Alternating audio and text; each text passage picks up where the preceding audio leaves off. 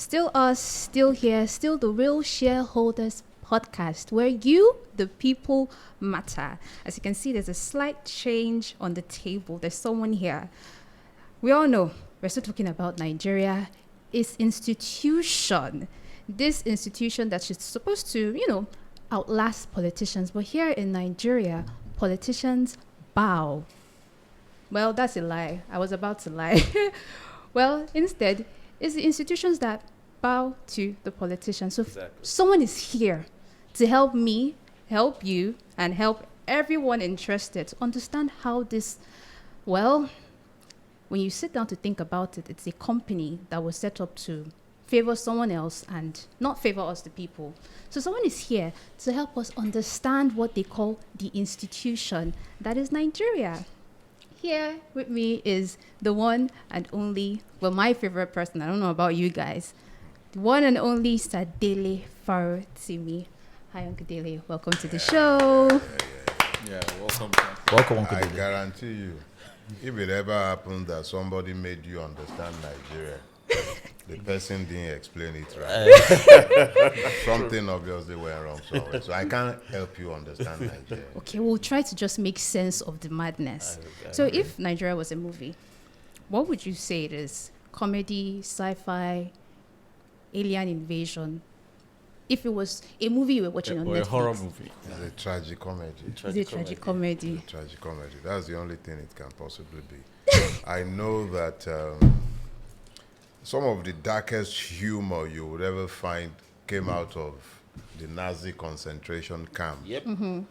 And it's not by accident that one of the industry that has thrived tremendously over time in Nigeria is the entertainment industry, because we have Fair. found ways of distracting ourselves from the sickening realities of our existence. I agree. So Yeah, fair point. I mean, it's the truth anyway, so there's nothing to be fair about it.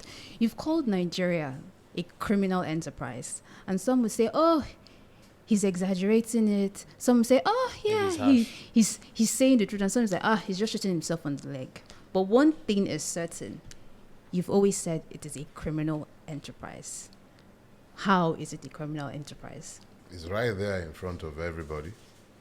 I just came out of a magistrate court in Apapa, where I went to solidarize with Inibehe Effiong, Yeah. who had Great guy. to go put in appearance for the young boy Quadri Alabi, Yes. who had boy 17-year-old. The magistrate did make the point that nobody raised the fact of his age in front of her, but that the justice system didn't begin with the magistrate. I mean, The policemen who arrested that who are boy, in him? Yeah. who knew exactly what his age and circumstances were, who knew he wasn't guilty of any crime but had to play a script, those are part of the criminal system. So when I speak of Nigeria in the terms that I have used, even though a lot of people have had reasons to complain, you must look at the facts. True. Just yesterday, the Sultan of Sokoto. Sokoto was busy talking about all of you being criminals. Meanwhile, those who I mean, are I'm not a busy... criminal, Sha. Oh, terrorists. Terrorists. I'm not a terrorist. So me and you, who are using Social the social media. media to speak to the ills of our society, we are the terrorists. Yep. And those who are slaughtering men and women in churches and mosques indiscriminately, I guess they are businessmen, as Gumi has had occasion to tell us. I mean, in the they are past. reforming these guys. Yes. And reforming them back into society. We have that revolutionary capacity in Nigeria to de-radicalize those who have slaughtered human beings in a manner that even the Saudis would envy, if only we could begin to export the expertise. It should replace oil receipts. That is some depth. And it's fascinating because when you think of the structure that builds Nigeria, it's a business. So you're right. I mean, it's fair to say that let's just swap our business for terrorism. I think it was Hoover that said years ago that when purpose is not aligned to governance, the governors becomes as robbers. Yeah. And when you look at our situation, you consider the fact that the most basic of human endeavor, we've not managed to conquer it as a collective. I'm going to be 57. And I've been hearing up NEPA forever. All my life. The most intelligent of the lot that has governed Nigeria, Obasanjo, spent $16 billion or thereabout, and they are not ashamed to say it in the public space, and they have not managed to fix electricity. We are still hopping NEPA. Yep. Right? And Ikorodu Road was here when I came to Lagos exactly 40 years ago. Yeah.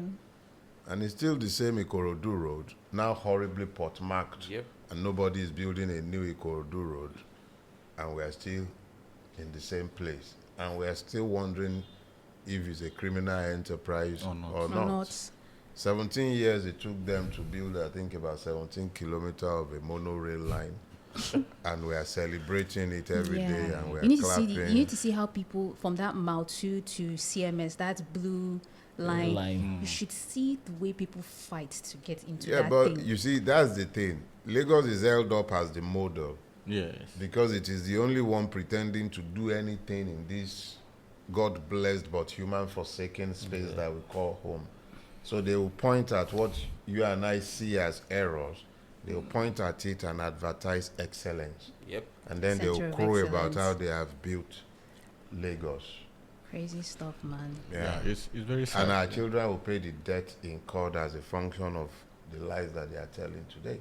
And it's crazy because when you just said this thing about our children will pay, I'm pretty sure when my mother was thinking of having I and my sister, she most likely thought, okay, by the time these children come into the world, they won't see all this crazy that I've seen. But I'm seeing it. I have siblings like that are younger than me. They're seeing it. My siblings are going to clock 18 and they will be adults, get married, and the cycle just keeps continuing. I think we need to do something, and it's very important. It's very easy to get high on the pains of Nigeria and then get lost in self-flagellation, because this is what it becomes. There are enough to lament about in our country, but I think we need to come to the point where we must move beyond it.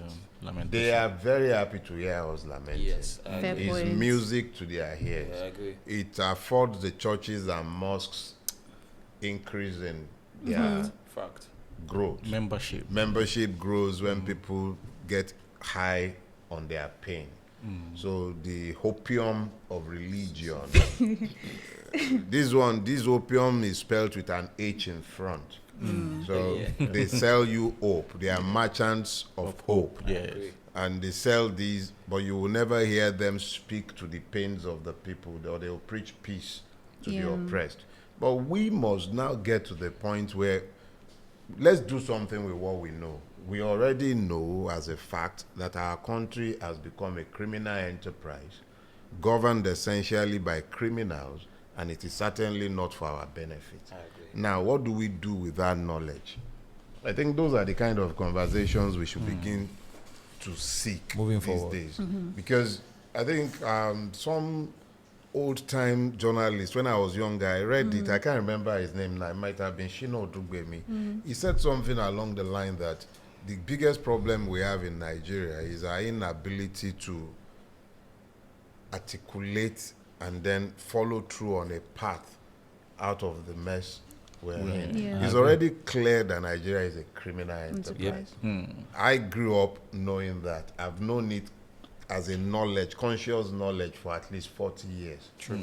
So if I have known that for 40 years and I've lamented for 40 years, others have lamented, people like you who should have been offered some directions by my own generation have joined us in the lamentation.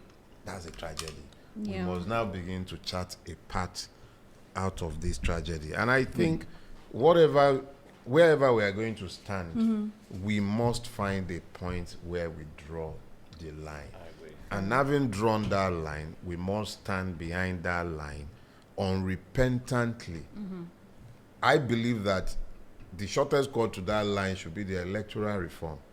If you are truly citizens of any place called a country, and it pretends to be a democracy, the minimum is that you should have a voice in your governance. Yes. But me and you know that that is not the truth about our country. instead of dissipating energy elsewhere, why can't we all, whether you like the government in power today or not, politics is constantly evolving. True. Or should we say in this case it's even... No, ours hasn't evolved because we haven't played politics. We've been held hostage. Our reality is that we are not citizens. We lie to ourselves. You tell yourself you are a citizen of Nigeria. No, you are not. Citizens are governed by law. Yes. And when they are governed by law and they are in a democracy, they should be able to say who should govern them. But in a space where the voice of the man telling Iyachinedu to stay at home is louder than the voice of those who are looking to exercise their franchise, something must be wrong there, especially when the summoner of Mama Chinedu as a policeman stood right behind him. Yeah. How do you explain that? So if our votes do not count, that should at least be the point where we begin to demand some equity for ourselves. If it is a company, right? And we are meant to be shareholders in the company, certainly we should be able to Have a vote say in the affairs of that So we're company. here.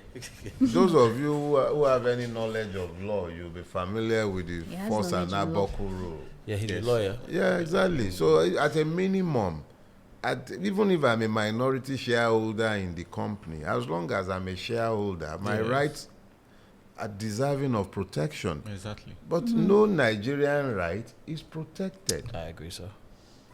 So do you, if there are no electoral reforms going forward, because the government in power today doesn't seem to be bothered about it, would you be bothered to be politically active in the next political cycle? Why should I be waiting for any political situation?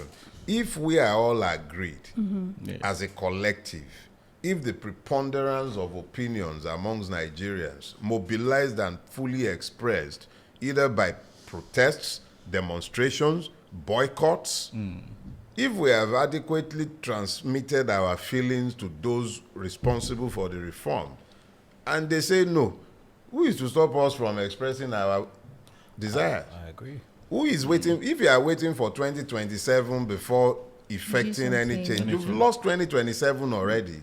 These aren't people who care anything. The law does not even matter to them. Yeah. Nigerians aren't paying attention. You don't have a democracy. Your constitution is useless. That is the reality. Fair. If you ever wondered how useless your constitution is, look at Rivers State. Exactly. That should convince you. Let's forget how, even though it is an imperfect fraud, I have had occasion to speak to the fraudulence of Decree 24 too many times. So I'm not even talking about its legitimacy. But as long as it pretends to be the existing legal order in Nigeria, how do you explain the fact that the man who has been declared the president of Nigeria, who swore to uphold that constitution, is trampling all over it, one, in removing the democratic structures in Rivers State. True. Two, in installing a military dictatorship, because that is exactly what it is in Rivers State. True. And almost every institution, quote and unquote, that should have worked to check the desecration of the fraud has stood by, either applauded. Look at what took place in the name of ascension to the state of declaration. Look at what took place. Voice vote. Yeah. The Hayes have it, where the Hayes will have constitution clearly says that there should be a 2/3, which meant that you should have taken attendance, the roll should have been taken, and then you take proper numbers. Yes. Nothing of the sort happened, and in the same chamber where they are busy singing on his mandate, they are standing. They don't care about the constitution, and we're still talking about 2027. They have written that result already. The sooner we all come to the knowledge of the fact that this is not a democracy, you are not citizens, The law does not rule in Nigeria. The sooner we all come to that knowledge, forget all these ethno-religious bickering, the partisan divide, because the same power that Tinubu is using today, somebody else, if it's not changed, somebody else will inherit it tomorrow. Of course. And They will do worse. Yeah. Because when I Buhari think we're was already setting a when precedent Buhari for that, was so- setting the precedent that this one is following, We're all looking. we were all hoping that we would deal with them the way we dealt with Jonathan. But they are the ones who have now become the organs, and they are dealing with each and every one of us. So sooner we come to that knowledge, organize around the need to demand these reforms so that we may at some point be as citizens. Yeah. True. Fair point. So Alright. I think that leads me to my question. I know you. Are you still a lawyer? Before I even go forward, You can't stop being a lawyer if you have read law. Okay, but so- I do not practice Okay. Yeah. law anymore, and I do not earn my living from the practice of law any longer. Okay. So the question is about the NBA, right? Okay. We've seen lately how the NBA has become sort of an NGO, just willfully giving statements that do not hold water. In fact, we've seen live benchers, right, in quotes, who have turned into ceremonial giveaway merchants for judges and people in the judiciary. My question here is, why have we not seen any one of these people being debarred? Is it that the no? I'm coming. I know you're laughing. Are they anti-debarred? Is it that there's a mafia They're immune somewhere that they are being immune? debarred. Because before now, why this question is leading somewhere? Because before now, you would hear of the legendary NBA Ikeja branch, right?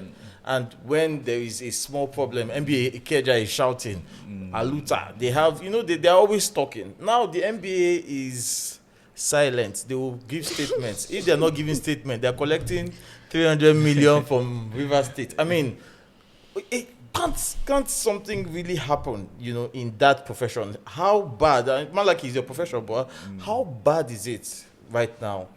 Can't something happen there? Can't people be debarred? There is this syndrome that has overtaken us as a collective. We have what I describe as selective outrage. Fair. We look at our situation and then we pick on an aspect as though that aspect, if fixed, would solve the problem. Would solve the problem. The reality is that we are not dealing with a situation where one part is bad. We're dealing with a situation where there is a systemic Failure. failure. Okay. It's actually like a complete collapse, an implosion. This society is eating itself from inside out. So it's affecting every part, including It's professions it's like You that. can't find any part of Nigeria that is still functioning as it should. Fair.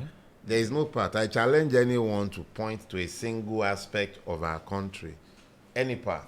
Education, healthcare, what? Security, military. Security. What security and military do you have? That's the least The you reality mention. of our situation is that we are dealing with a systemic collapse. So when you look at the legal system and you're talking about the obvious destruction of the judicial system, you must understand that without the judicial system having been lost, we wouldn't be where we are Yes. right now. True. Exactly. Now, how did the NBA get here? Fair. You can thank Babangida for that. Wow, it goes Okay. way back. Oh yeah, it goes way back. please the tell us. moment Please the tell us. presidency So of there's the a story NBA. there. Oh yeah. What's the story? What happened was that once upon a time, Nigeria did have strong institutions. He is referring to an NBA that now become like an NGO because once upon a time there was an NBA that held power to account. But by the time Babangida came with his institutionalization of corruption, perversion, impunity, and madness, one of the first things he did was that he started once you became the president of the NBA, it became a shortcut to appointment to the Attorney Generalship of Nigeria. So it started with Clement Akpangbo. I think that must have been in 1985 or I wasn't even born there. It became that successive military dictatorships began to look to the NBA to staff the office of the Attorney General. So the NBA was deliberately targeted, just like every other national institution. Fair. Babangida destroyed NANS as a student body. It was who destroyed NANS. Babangida introduced militant cultism into universities. Oh, really? Immediately after the 1988, I think 87, 88 SAP riots. Yes. When it became obvious to the military dictators that the schools, especially the universities, were centers of opposition to their tyranny. So schools were actually oppositions. Oh yeah. Back course. then when students, all these ones that universities have become a place where people go to comply and they're writing application and doing this, those were the hotbed of socialist politics in That's his Nigeria. thing there. Yeah, those were the hotbed of socialist politics back then. When the National Association of Nigerian Students, let me start with the National Union of Nigerian Students in the 70s. When it called for national strikes, every university in Nigeria, across the length and breadth of Nigeria, UNIMAID, Really? ABU, Students will go on strike. every last university in Nigeria would shut down. So when student strikes were called, Not it just was universities. always national. Polytechnics, College of Education, as well. everywhere. So long you're a student in Nigeria. If you are a student in Nigeria, in any higher institution, colleges of education, everywhere will shut down. What Babangida did was that he began to attack each and every one of those organizations that had the capacity to organize as a resistance against tyranny. Wow. Do you understand now? So MBA did not get to where it is today overnight. It was something done over time. Systematically. Over time, deliberately, and even after Babangida, it had become state policy. That's why you hear of mobile police invading where they're having NANS convention.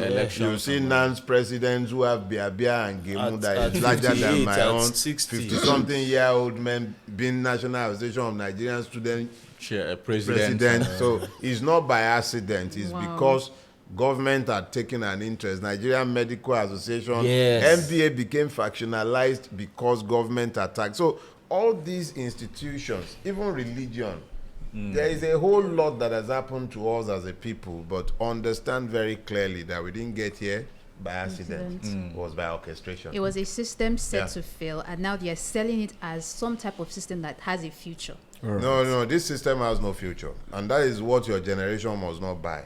We're not buying it. Don't buy it. This system has no future. If you stick with this system for the next 100 years, it will produce what it's producing.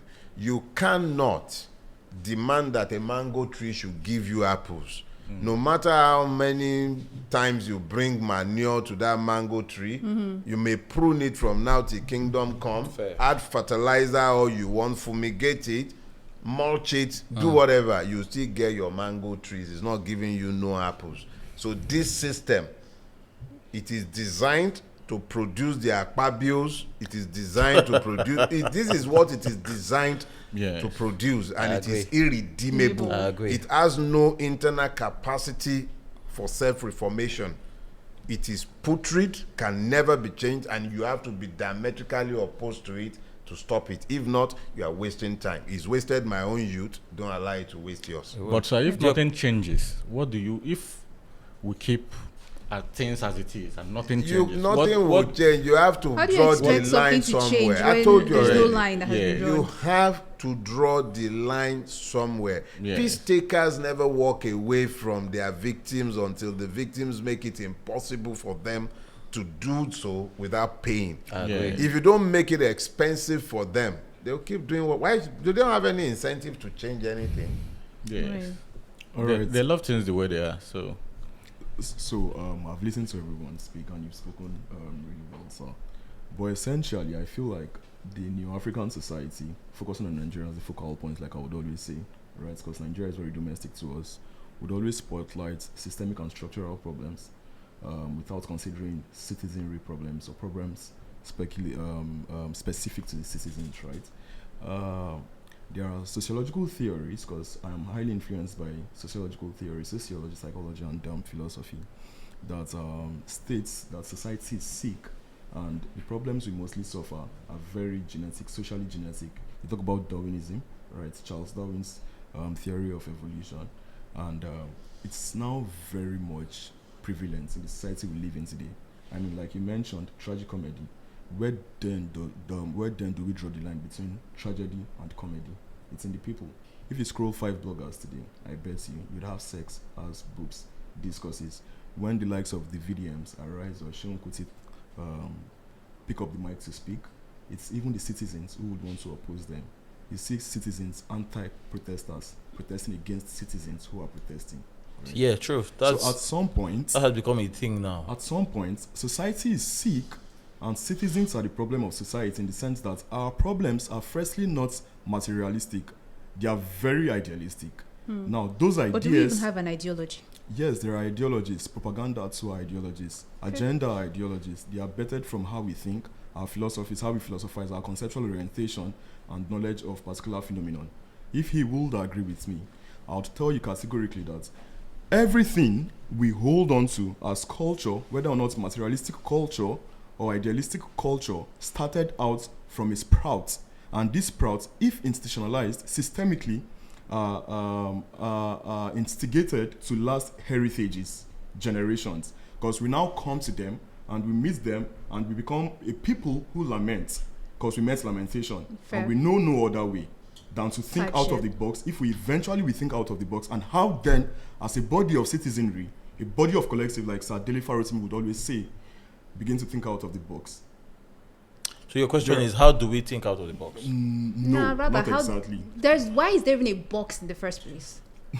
So the question, there's already a box. The question is, Take the box out. At what point do we begin to spotlight citizens' characteristics, ill citizens' characteristics, as much as we spotlight that of the political class?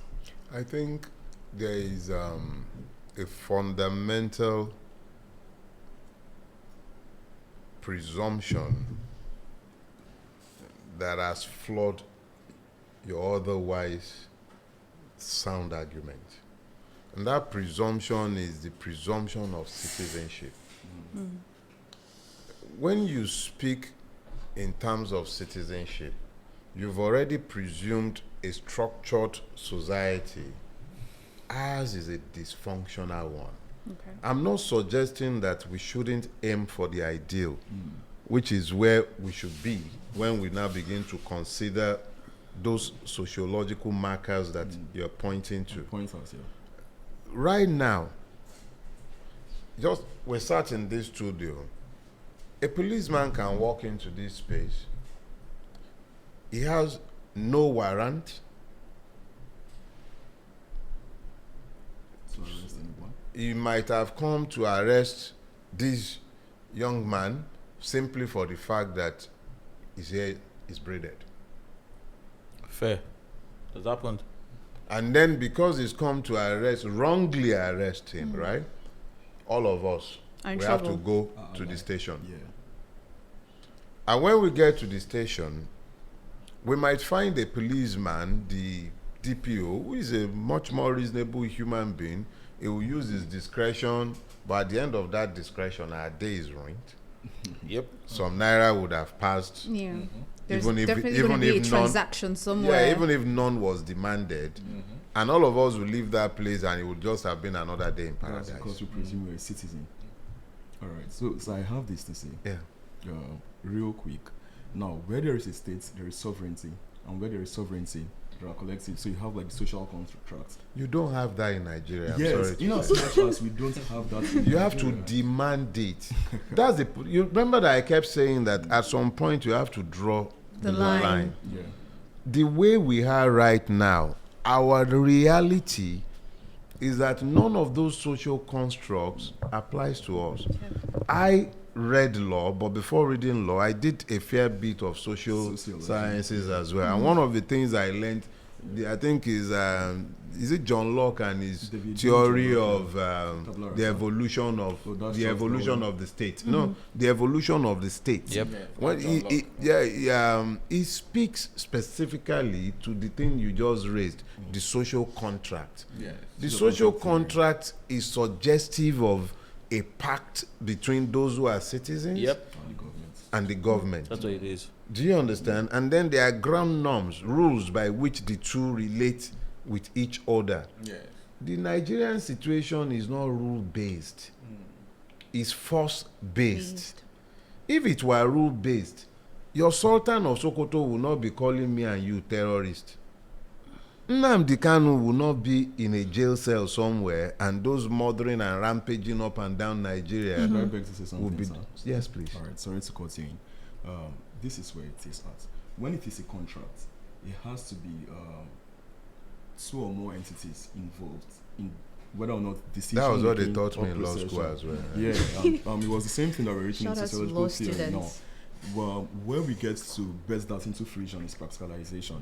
So where the social contracts theory evolves from, it simply is man in the state of nature. Thomas Hobbes. Every man was born greedy, brutish, wicked, yada yada, right? Blah blah blah.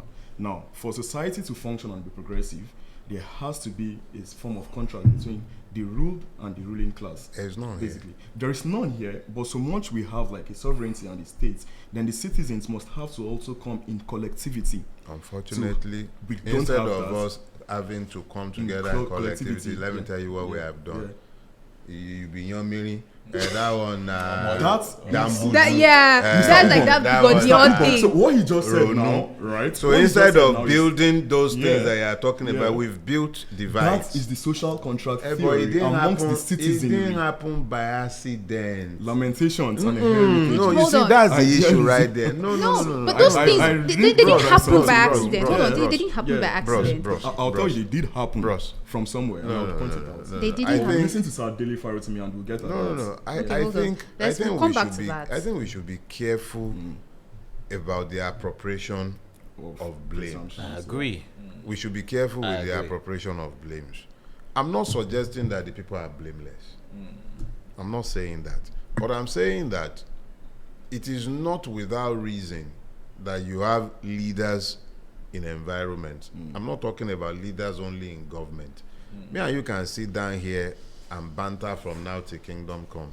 I've talked enough. He hasn't produced anything. I agree. We have to if you notice, when we got to a point, what did I just say? I said we need to move away From lamentations. from lamentations. and get into In pragmatic, moving away from lamentations, projects. you have to deal with the fundamentals. which Mm-hmm. are, sir, The fundamental is the citizenship question. You cannot continue to demand that a person who does not have the rights of a citizen assert citizenship. So, sir, in the first place, what is citizenry to you? In the first place, I imagine that citizenry means I am part of an organized society and I'm protected by law and I'm bound by law. That is the only thing that makes you a citizen. Outside of the protection and boundary of the law, you are just another fellow existing in the state of nature. And sir, in what case you're not bounded by law, protected by law, as implied by social contract theory? Yeah. Where then do you get to project the potentialities of you belonging to a collective? That is the point where you draw lines Okay. as a collective. Yeah. And where should the collective even begin to project their own minds? Because the citizens I would imagine are that should be empowered. the point where they have enough critical mass to understand But the hold on, fact that hold they on, have wait. to move. It. But that brings average me- Nigerian citizen, the average Nigerian citizen lacks enough philosophy. You don't have citizens. Stop talking That's the about thing, you the keep saying- average You- Nigerian What do citizen. we call You them are, now? we are all victims. The average Nigerian victim? Yeah, the average Nigerian victim needs to get to the point one. He realizes one. All of us are The victims. place of realization is Please. philosophy. I'm coming. See, we can You're so do all this. So we can have philosophical. sophistry. We can have sophistry till tomorrow. We will not arrive at any Objective.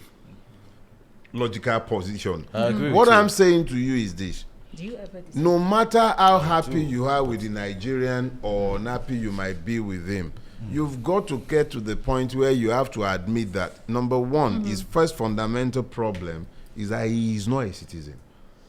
You need to. It's not by accident that there was a Moses amongst the Israelites. But there is this thing where, even in this conversation of citizenship, there is this so-called 1% of the 1%, the people that get to make the rules.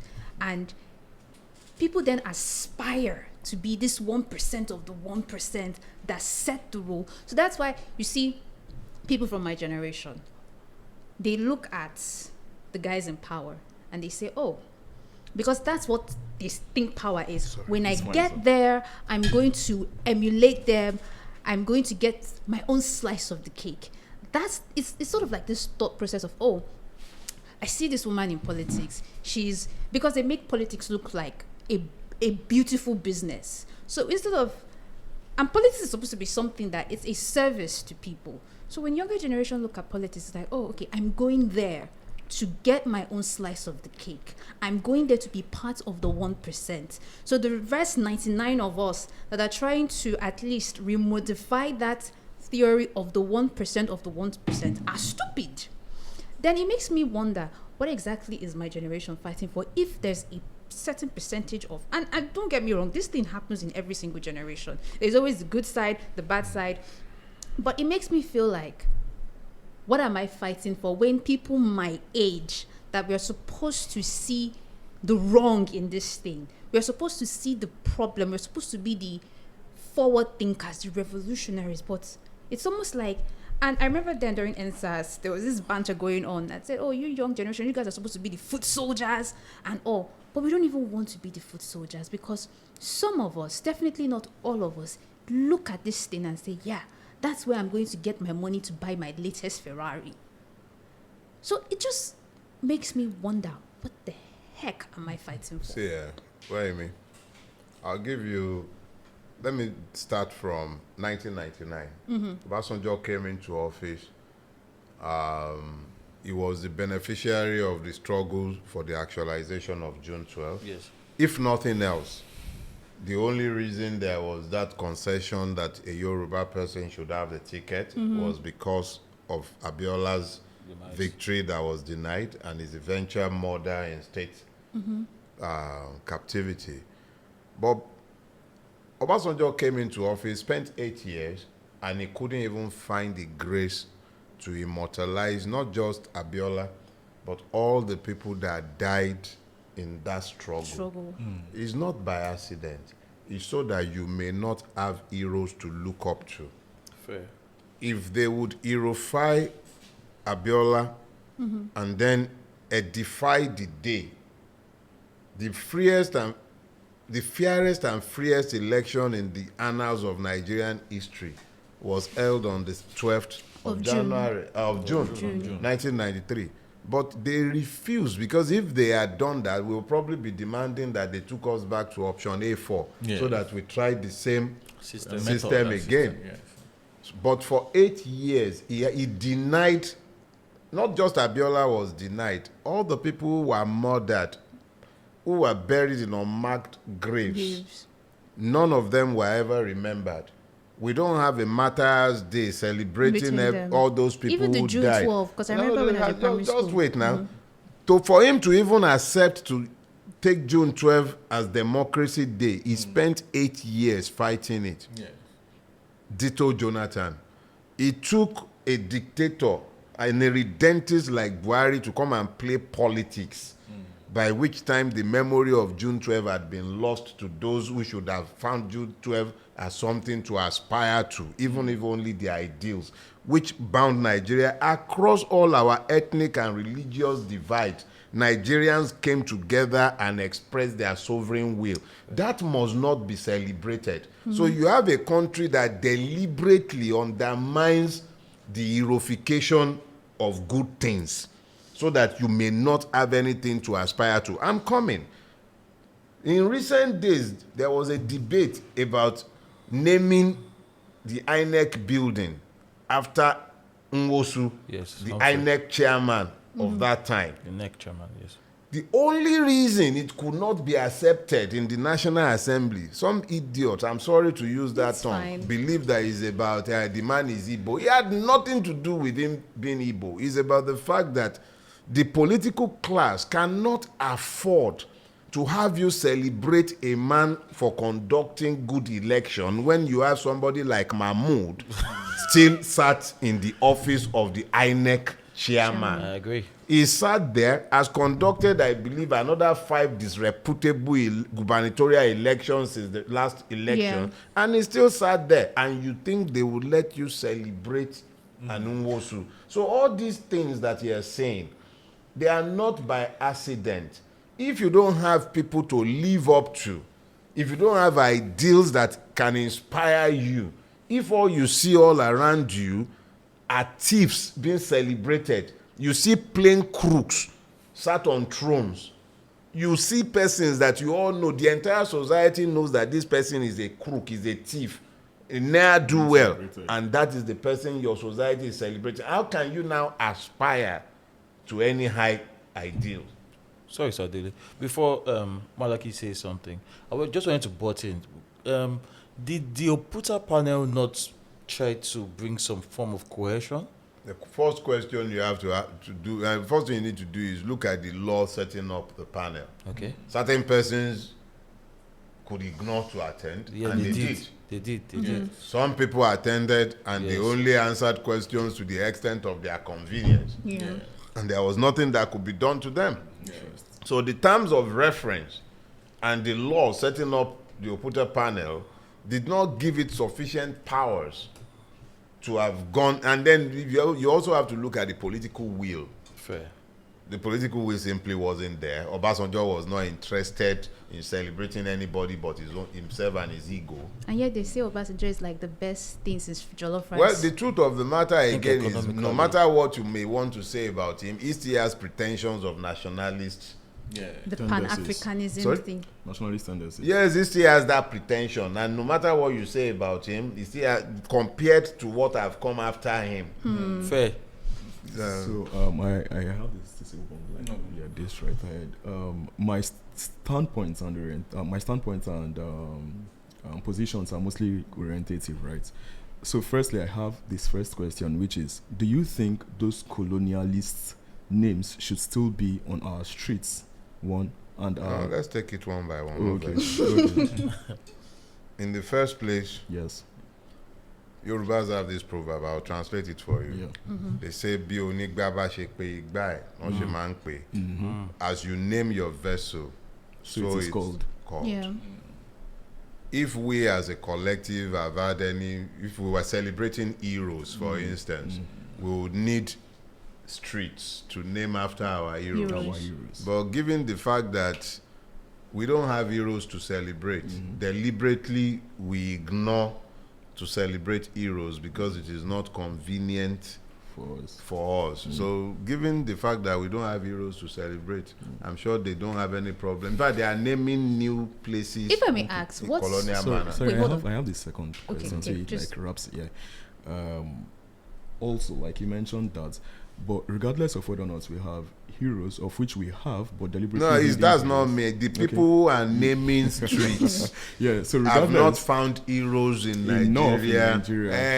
So regardless of that, I mean, should national and collective spaces be named after individuals, whereas we have museums where these individuals could actually be idolized or what did you say the word was?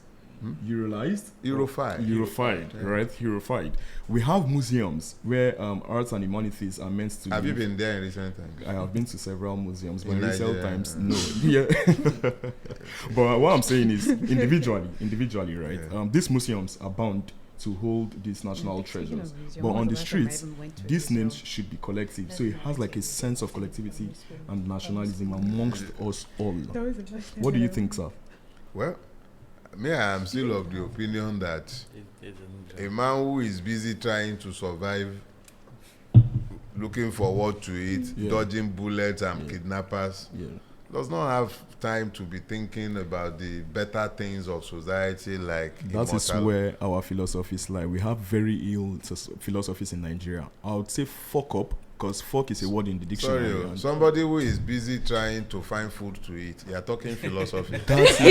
Sir, don't you think that's a problem, but that is a deliberate problem that is forced on the society by the government. Sir, that is the fact. Poverty. Should it continue like that? No. The job, however, talked is reality. Sorry, It no shouldn't vex, continue like sorry, that. no Yes, vex. sir.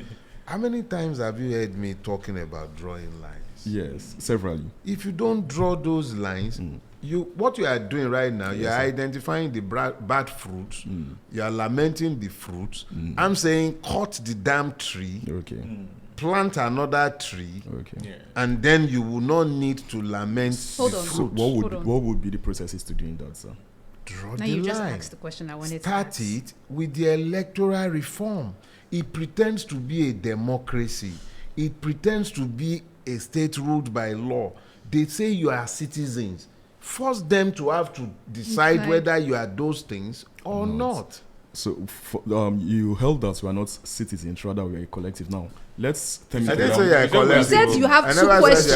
collective. You said you have two questions. Now you're just cheating. No, wait, hold on. Hold on. Malachi, I don't know. Last Did you Wait. vote in somewhere? Wait, hold on. Last You one. see, I'm not going to Let give him you that finish. last Last one. one. I won't give you that last one. I won't give you that because it's almost like you were waiting for Dele Farotimi to come. Last So you one. just, Yeah, you know, so like you just hold him. definitely And it just was what it is. Exactly why I didn't submit ask. my question to you. So this And last one but- basically, right? But there was something he said. Yeah.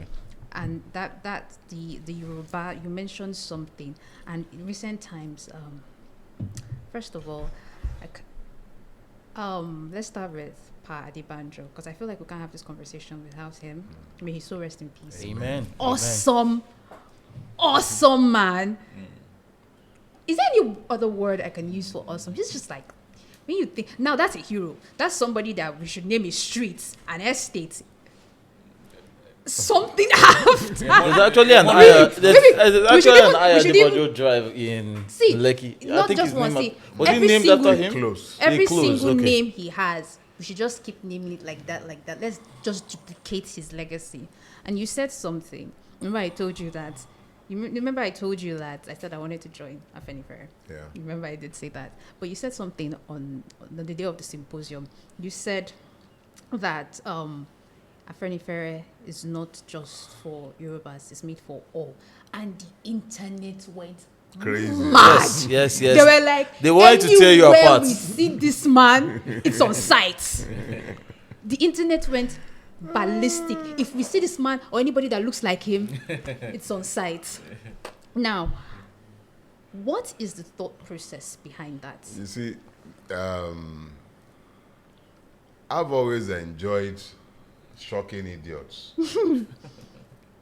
When people take positions unsupported by truth, and then they build their monuments on top of that lie, there is nothing that gives me greater pleasure than taking bazookas to those lies that they had built over the years.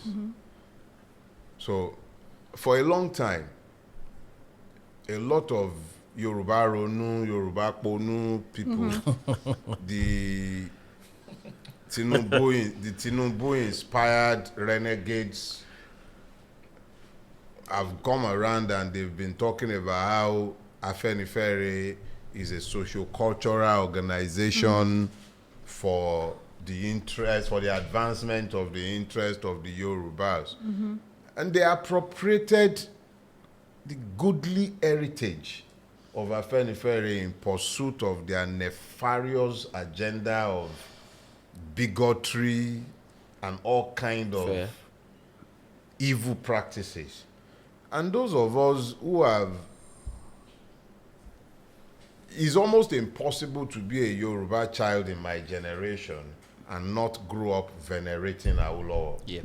We were inheritors of his mantle. We took the benefit of the vision with which he governed the space in which we were born. I went to secondary school in my mother's village. The school I went to, Fidelity Grammar School, I say it proudly anywhere. It is better than any of the private schools that you have in this Lagos today. My children went to some of the best private schools in Lagos, but my secondary school in my mother's village had superior infrastructure, better teachers, and it was completely free in a Nigeria that wasn't even anywhere near as rich as the one we are in today. Yes. So I grew up knowing that when government cares, when a system is built for the advancement of society, everybody benefit. Yeah. So by the time I grew up into my adulthood, I gravitated towards every party that had the imprimatur of Obafemi Awolowo. So I was an AD person, and I was familiar with everything that happened in the lead up to the registration of the AD. Mm-hmm. And I'd been in Afenifere effectively since 1998. Okay. Mm-hmm. So when people come around and say that Afenifere is a Yoruba construct, I'm like, please tell me, is it the same Afenifere that Awolowo set up in 1951 that clearly was the action group, and Afenifere was merely the way the Yorubas related to it because of his egalitarian policies? Okay. Afenifere, the person who wants the good, the same good he wants for himself, he wants it for his neighbor. Every document you see coming back from 1951 during the days of the action group, you see the Afenifere action group clearly written on it. And when the military came and they banned politics, and they banned political parties. That was in 66. That was in 1966. The only way Awolowo and his political family could keep meeting without contravening the law was to pretend that it was a socio-cultural collective. Oh. Yes, so that was the root. Now that's something I didn't even know about. No, that was the root of the lie.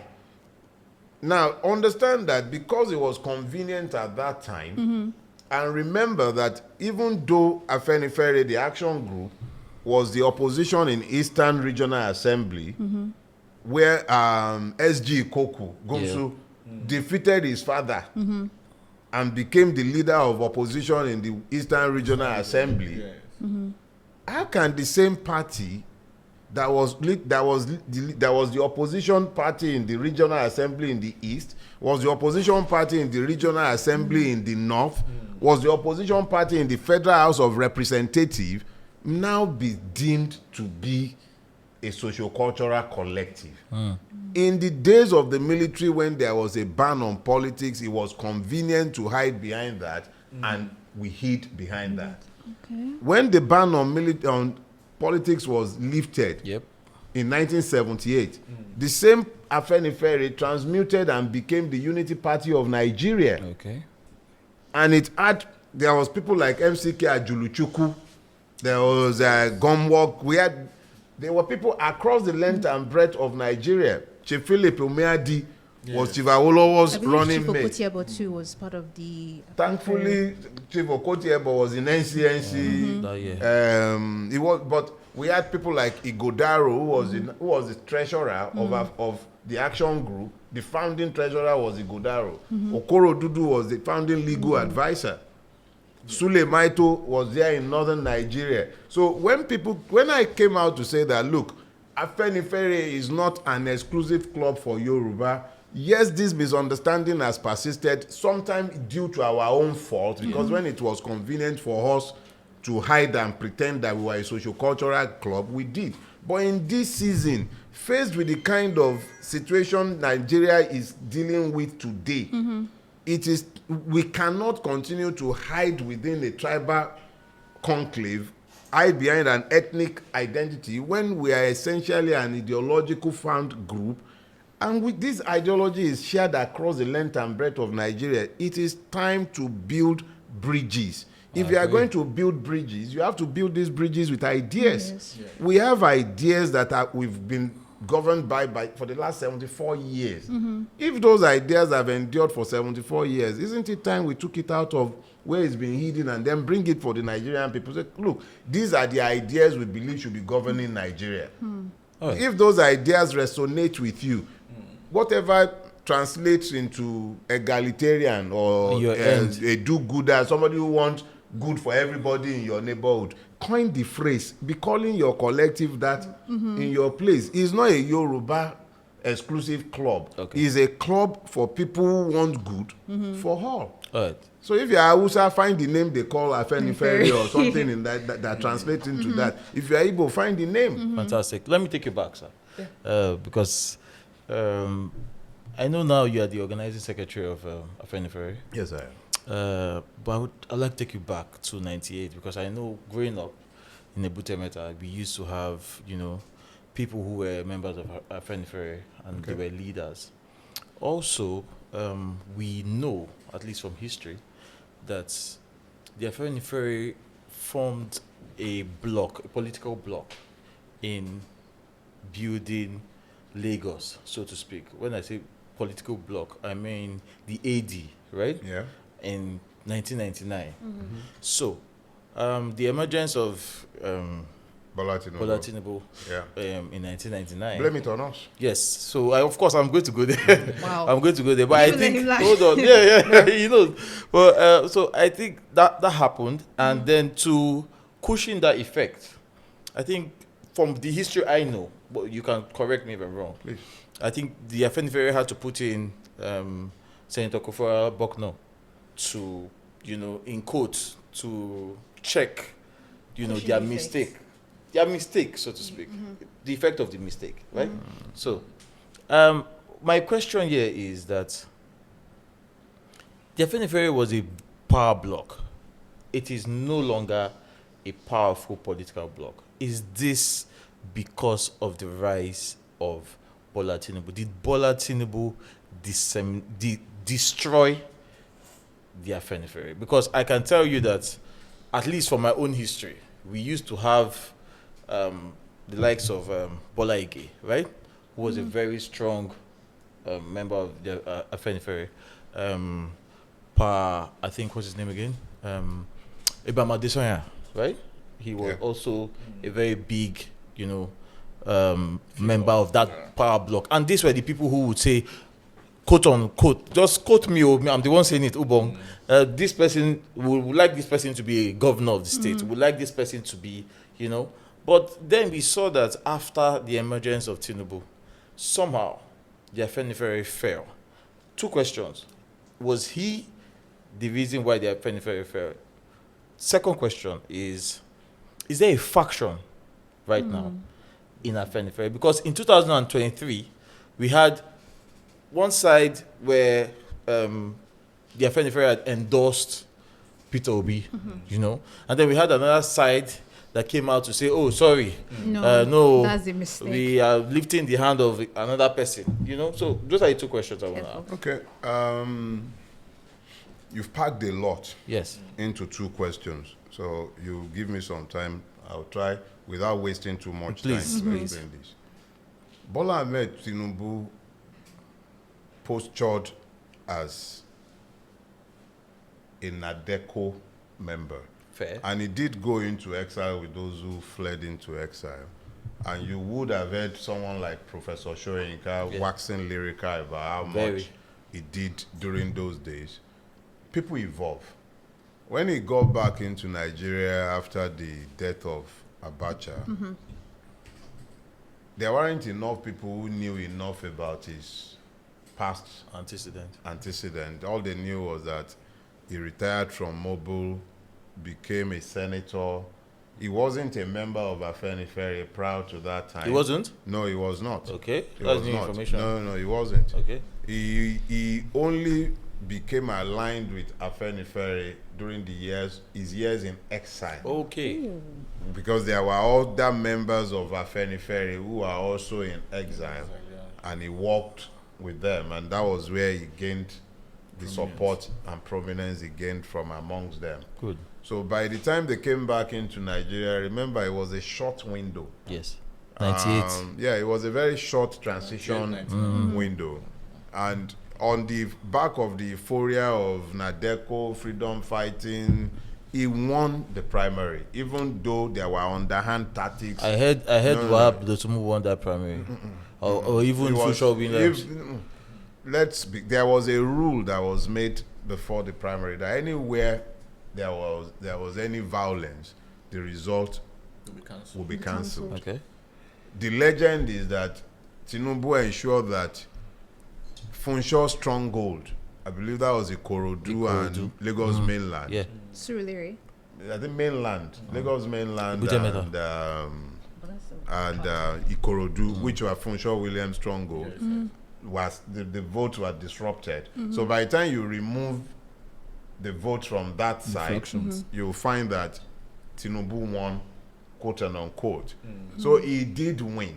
Okay. Now, where I believe an error was made by Afenifere, and remember, we were much younger back then. True. But my own belief, and we should be willing to own up to our errors.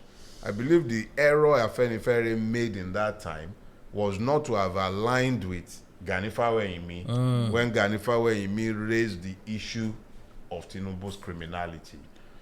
Afenifere should have taken the principled position I agree. of aligning with the truth. So that is the error that I believe we made historically, and that error has come to bite us multiple times. Because what has happened is that by the time Afenifere sought to assert party supremacy, to try and get Tinubu, one, to work with his deputy, Senator Kofo Akerele-Bokno, and to also implement the party's policies, it became too big for the party to control at that point. And it declared war effectively on Afenifere. Tinubu was essentially responsible for chasing Afenifere out of his national secretariat.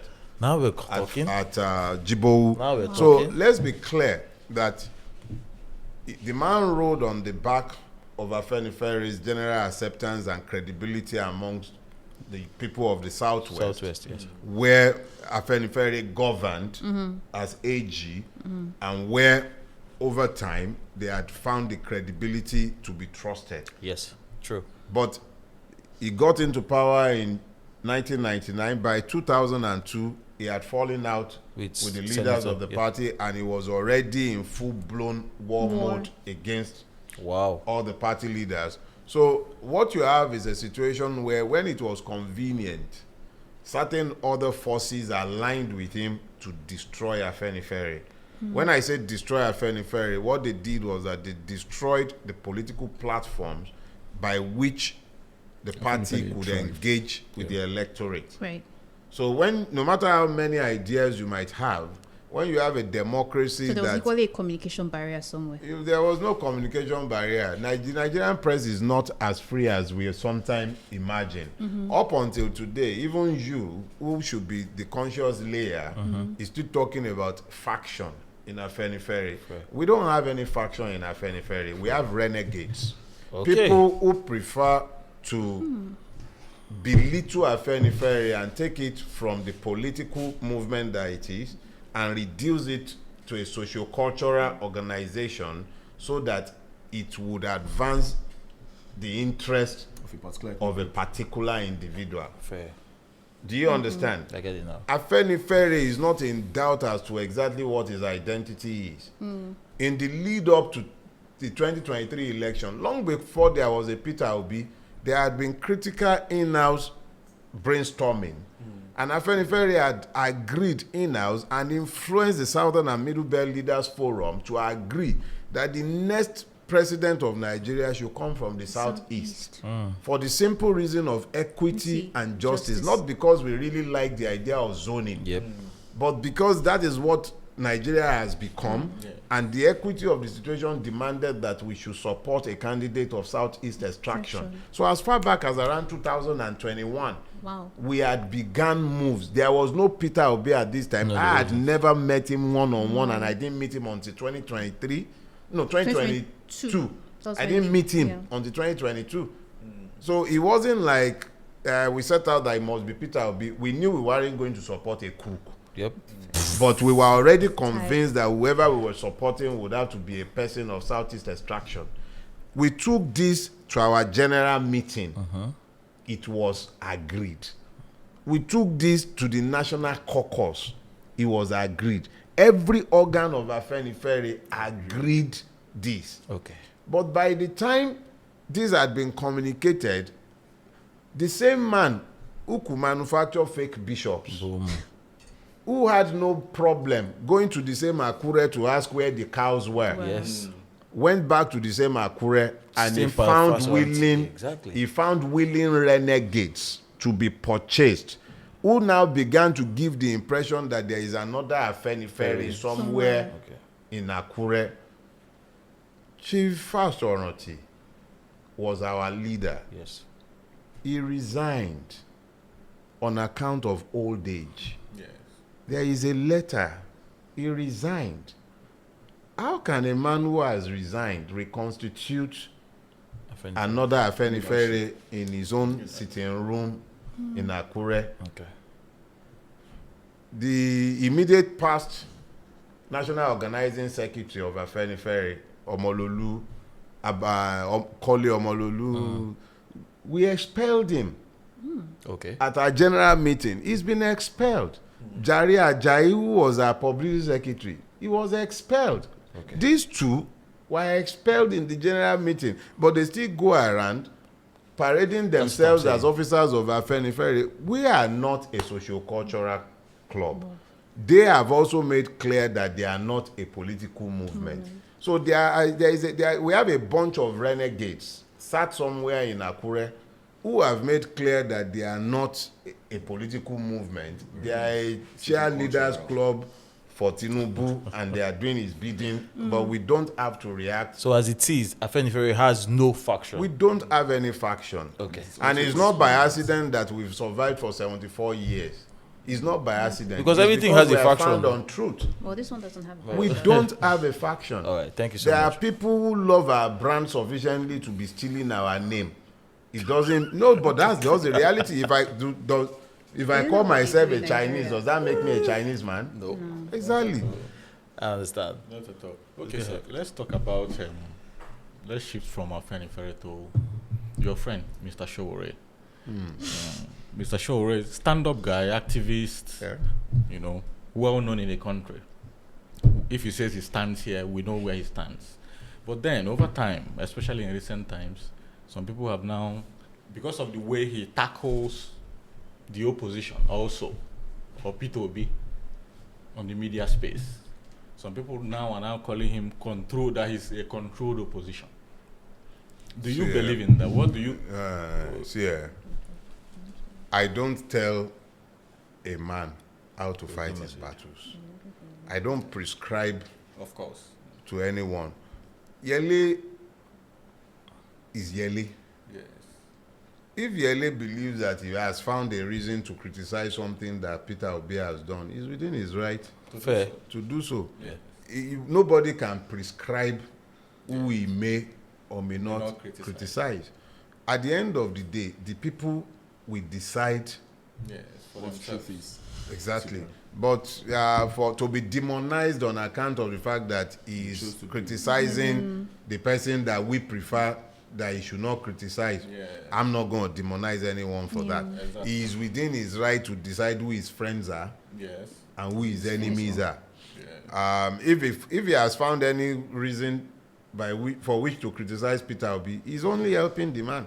Yeah. If he criticizes the man and the man finds something to learn from the From it, criticism, yeah. I imagine that. I mean, him himself, Obi, has always been sort of open to criticism. Exactly. So And even with the fact that Showore criticizes him, it's almost like that thing in the news where they say there's no such thing as good or bad publicity. It's just publicity at the end of the day. that's it. And in the way, it's even making Showore a bit more popular in his own right. But anyways, let's cool this down a bit. The conversation has been very interesting. Like, very interesting. We even went down to areas that I never thought we would. But just to slowly wrap things up, and because someone brought colonialism back, looking back historically, do you think there is one historical event that happened? If it didn't happen, things would be different today. Yeah. Which one? June 12, 1993. Okay. A lot of people still misunderstand the historical significance of that day. June 12 wasn't just any day. It was a day when everything that should go wrong went right. Okay. Babangida didn't want to go. He was looking for something to just go wrong. June 12, that's smack bang in the middle of the rainy season, but the heavens were perfect. Everything went as it should. We voted without any incident across the length and breadth of this country. It was my first time of voting. Oh, really? Yeah, it was my very first time of voting. Everything went the way it should. But the ruiners of Nigeria were sufficiently scared of the capacity of the Nigerian to vote the way they wanted. Yes. So they don't. That's why I keep saying that there are parallels between 2023 and 1993. It is always about Nigeria snatching defeat from the jaws of victory. Every time we're just about to break forth, almost as if the bat attendants are murderers. Just when the baby is crowning, about to come out, they murder it each time.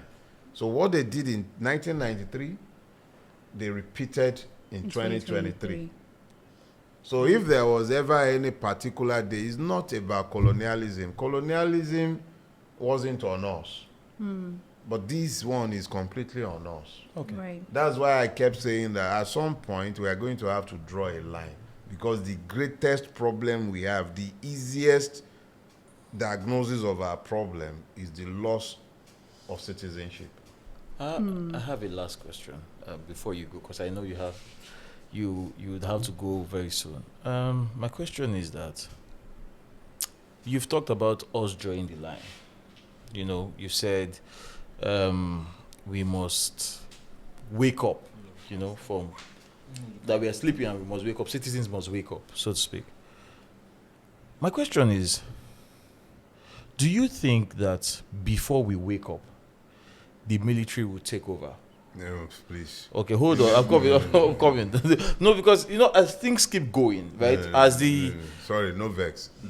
Just perish the thought. Okay, perish. No, Okay. in the first place, you don't have a military. Okay. You can't have a military in a place where bandits, terrorists are running roughshod up and down the place, murdering people.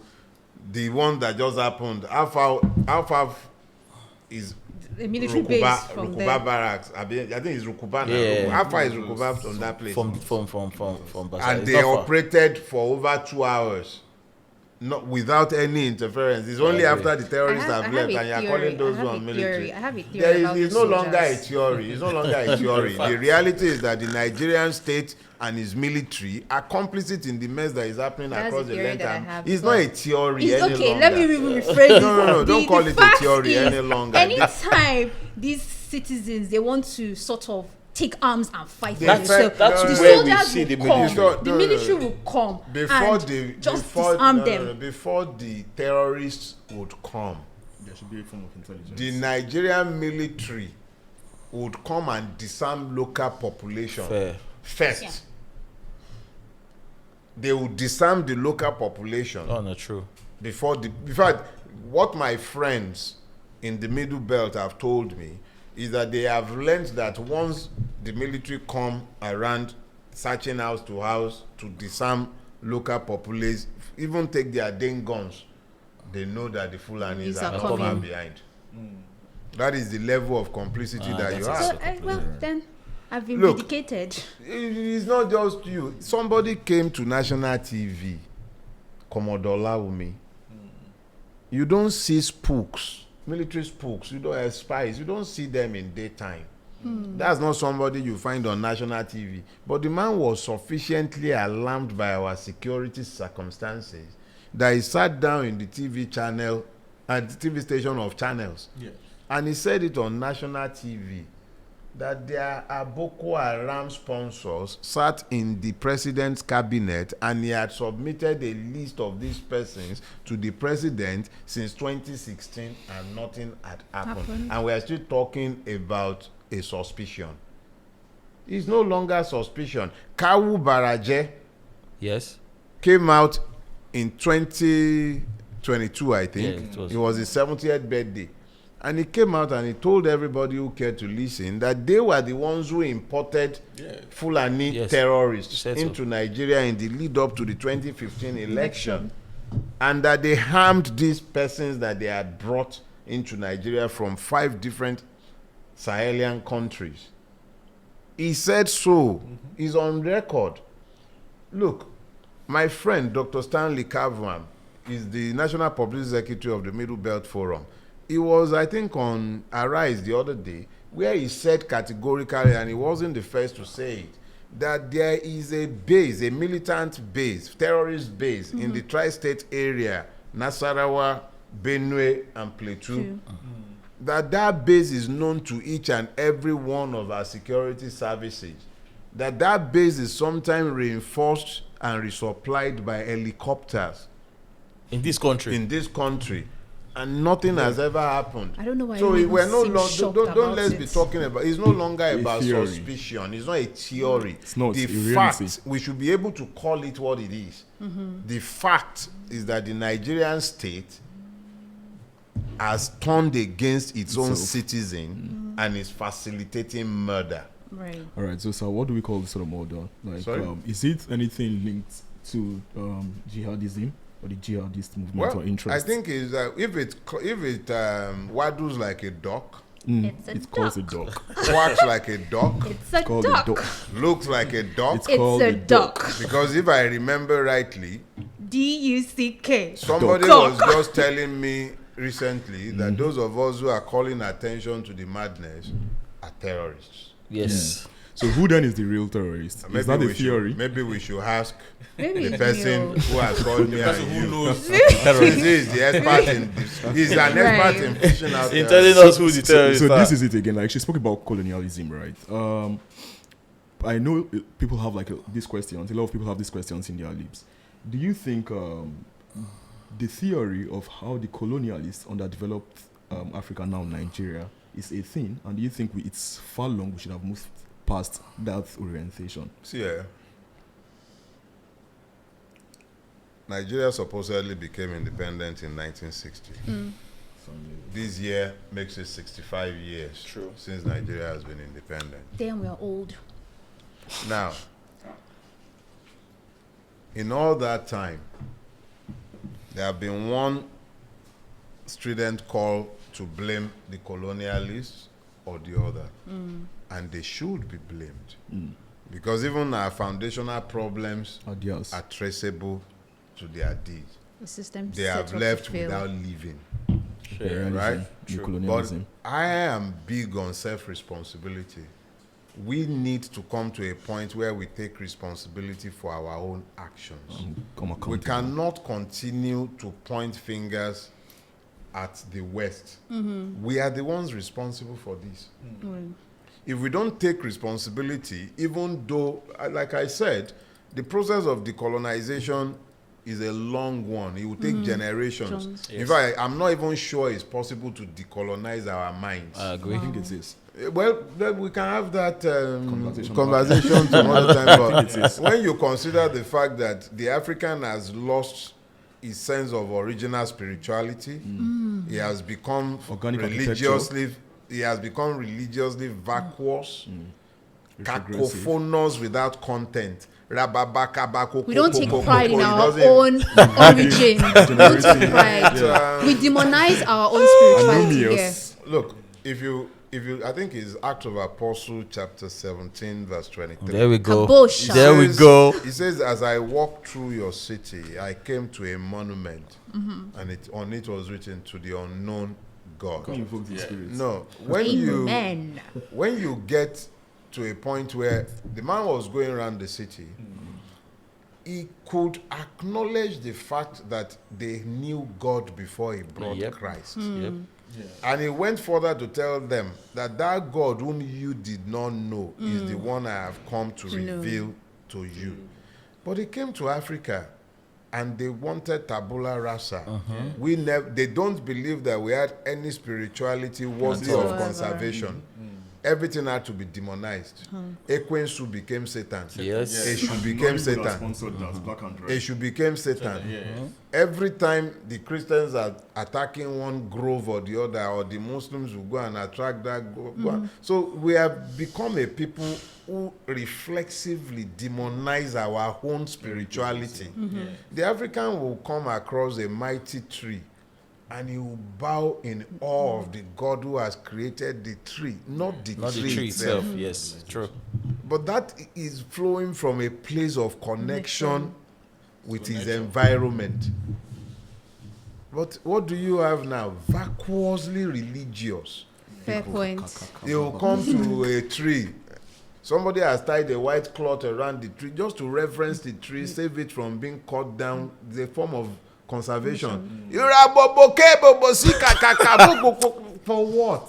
This is So and you are interesting. so when you are done decolonizing The mind. the mind, you can then begin to talk about decolonizing the space. Sorry, So I don't know how many generations it might take, and it has to be a deliberate and intentional thing. How do you do that with all these ones that are busy buying jets on account of the name of Christ? So on that, American independence from the Brits, exactly why I pointed and referenced that it could happen, but eventually for it to happen, there is also the place of the IMF, the ICJ, and those guys, World Bank. Those ones are set up to do what they are doing. Basically, and that is what you call neocolonialism and imperialism. Because these guys but now you make call us seem it like that. we do not have You control call it over our that. own resources Don't or worry now. minds. And they Bros, control it for us. you right? call it Controlling our that. mind. Media is the mind of society, and if media remains in the hands of those who drive propaganda, then our minds are in their hands, basically. Chairman, Yes, sir. me and you call it neocolonialism. We know it for what it is. We call it all kinds of We call it names. whatever it is. We know it for what it is. But what have we ever done about it? We have to look inwards then. And How do you look inward? draw the lines? There you are going. But to draw the lines Until eventually- you have drawn the line and Hey. gain control of your political space, you cannot change any one of these things. The people who govern us are not unaware of the fact of the existence of these different Right. neo-colonial constructs, but they benefit from the existence of those things. And because they benefit from the existence of those things, they are not going to cut it short. Bangladesh, Arab Spring, and individual focus to political evolution. Sorry, let's take it this way. Yes. Bangladesh, what does the Bangladeshi God look like? The Bangladeshi god, I'm Yeah. unaware of that. They are Hindus now. If they are not Hindus, they will be Muslim. If they are not, Basically. it looks like them. Yeah, it looks like them, basically. What's that other one again? Which one of them? Which you are talking about? So I was talking about revolution. here, Arab Spring. Okay, the Arabs. Yeah. Who do their God look like? Basically, we all know what it is. I assure you. What do they look like? I assure you. By the time your religious leaders are done telling you why you should obey your rulers, Yeah. all the revolutionary fervor that you, the revolutionary, had built in the people, Yeah. by the time the pastor is done giving them multiple verses in the Bible, and then the imam comes with his own verses and ayah from the Quran, Yeah. how you should never quarrel with your rulers, Yeah. you just find that you who was busy vibrating For just now revolutionary, yeah. for Yeah. revolution, they will just look at you like you're the madman. Anyways, thank you. Yeah. Thank you. Thank you. I don't know why I felt like I wanted to say something higher than thank you, but my vocabulary failed me. Maybe I should return my parents' school fees. Anyways. If you have the consciousness of the thought to return their school fees, they've done a good job already. Yeah. But then again, I know me, I won't return anything. There you go. All right, guys. Thank you so much, Sir Dele, for having this conversation with us here on the pod. I'm pretty sure when people look at this, people will start to look inward. And that's the idea behind having conversations like this. Not for it to be so scripted, but for people to say their truth. Yeah. Say that thing that is in your mind, that is choking you. And it was a good talk. It is a good talk. The conversation is going to keep happening. Hopefully you come on our very fine table We'll try. again. No, you will come. And You go. he I don't know. Uncle Dele, you don't drink on a lighter note? No, I drink, but I can't drink yet. Okay. I have All right. until later on in the Next day. time you're Okay. coming, I'm going to time you so we can Get toast to a glass. Exactly. No problem. All right. Thank you very much. Thank Thank you. you again. Thank All you right, so guys. much. It's a wrap for us on this wonderful, beautiful beer parlor table. Stay tuned. Don't forget to like, comment, share, and subscribe. Yep. Tell a friend to tell a friend to tell a friend to tell your dog to tell your cat to watch the Real Shareholders Podcast. And we'll see you on the next one. Bye. Thank you, guys. Thank you.